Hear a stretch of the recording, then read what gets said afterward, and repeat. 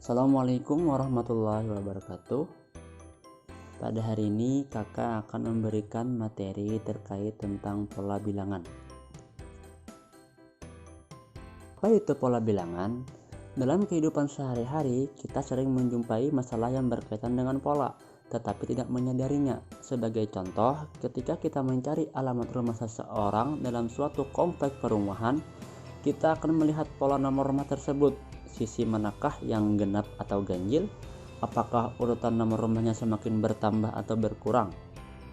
Dengan memahami pola nomor rumah tersebut, kita akan dengan mudah menemukan alamat rumah tanpa melihat satu persatu rumah yang ada dalam kompleks perumahan tersebut. Kita lihat contoh gambar 1.3. Terlihat di situ penataan nomor rumah, di mana yang di atas itu 1, 3, 5, 7, 9 dan seterusnya, lalu yang di bawah 2, 4, 6, 8 dan seterusnya. Lalu muncul pertanyaan, apa perbedaannya? Terlihat dari gambar dapat kita ambil simpulan. Yang pertama, bagian atas adalah pola bilangan ganjil. Kenapa disebut dengan pola bilangan ganjil? Karena bagian atas terdiri dari bilangan-bilangan ganjil, yaitu 1, 3, 5, 7, 9 dan seterusnya. Lalu untuk bagian bawah adalah pola bilangan genap. Kenapa disebut dengan pola bilangan genap? Karena bagian bawah terdiri dari nomor genap, di mana yaitu ada 2, 4, 6, 8 dan seterusnya.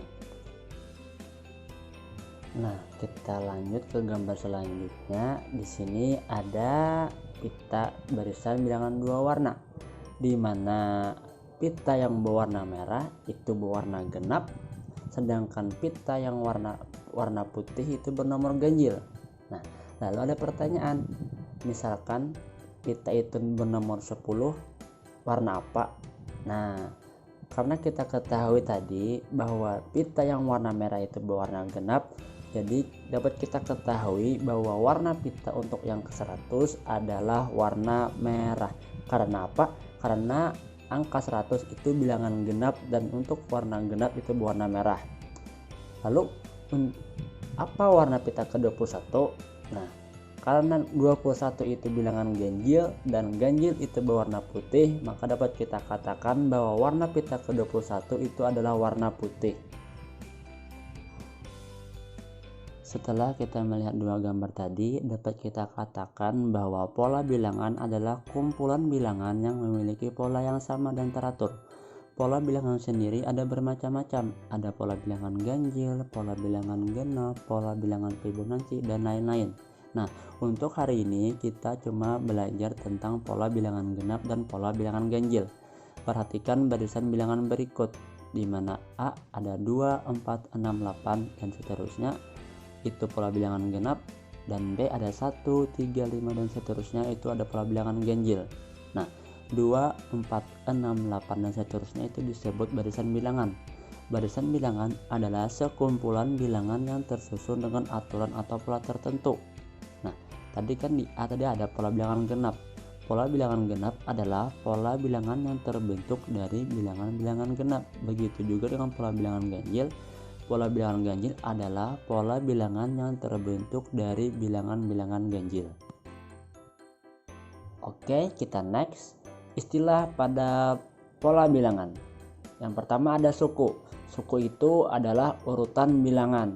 Nah, kalau dapat kita simpulkan itu dengan U besar. Lalu ada juga dengan suku ke N. Nah, suku ke N ini sama dengan urutan bilangan ke N, atau dapat kita simpulkan dengan UN.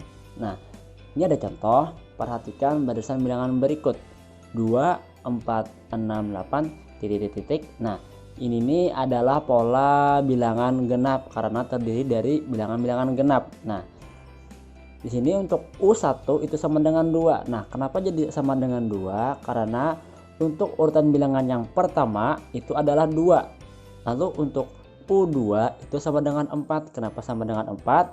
Karena pada barisan bilangan yang kedua itu adalah 4. Begitu juga seterusnya. Untuk U3 itu sama dengan 6, U4 sama dengan 8, U5 sama dengan 10 dan seterusnya. Baiklah, kita masuk ke contoh soal. tentukan dua suku selanjutnya dari barisan bilangan berikut. Yang A itu 9, 13, 17, titik. Untuk yang B ada 20, 26, 32, titik. Nah, untuk penyelesaiannya yang A itu dari 9 ke 13 ada penambahan sebanyak 4 satuan. Atau dengan kata lain 9 itu ditambah 4 sama dengan 13. Begitu juga dengan dari 13 ke 17 itu ditambah 4. Jadi dapat kita simpulkan bahwa pola barisan bilangan tersebut adalah ditambah 4, ditambah 4, ditambah 4 dan seterusnya. Lalu untuk menjawab pertanyaan itu tinggal kita tambahkan 4. Nah, 9, 13, 17 ditambah 4 itu 21, lalu ditambah 4 lagi itu 25. Jadi dapat dikatakan bahwa jawabannya itu 9, 13, 17, 21 dan 25.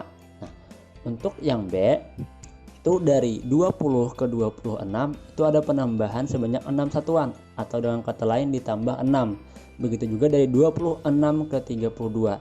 Jadi dapat kita simpulkan bahwa pola barisan tersebut adalah ditambah 6, ditambah 6, ditambah 6 dan seterusnya.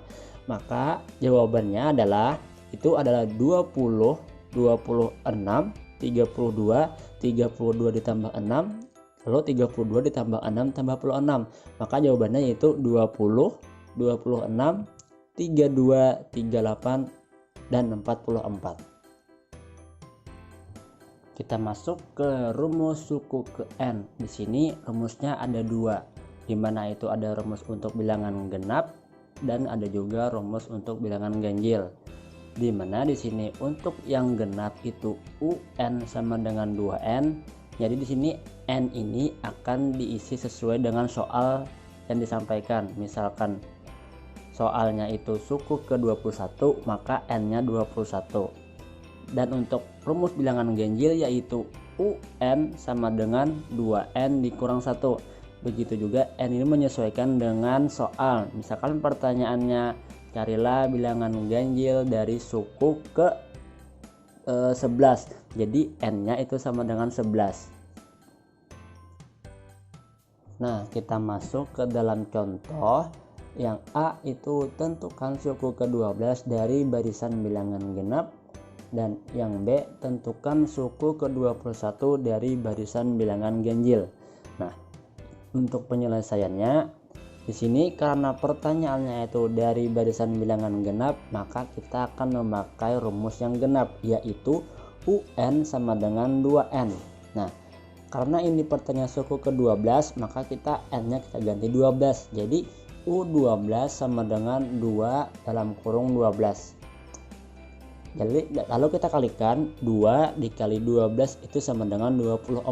Nah, jadi suku ke-12 dari barisan bilangan genap adalah 24. Lalu untuk yang B, karena yang B ini pertanyaannya barisan bilangan ganjil, maka kita akan memakai rumus bilangan ganjil, yaitu UN sama dengan 2N dikurang 1.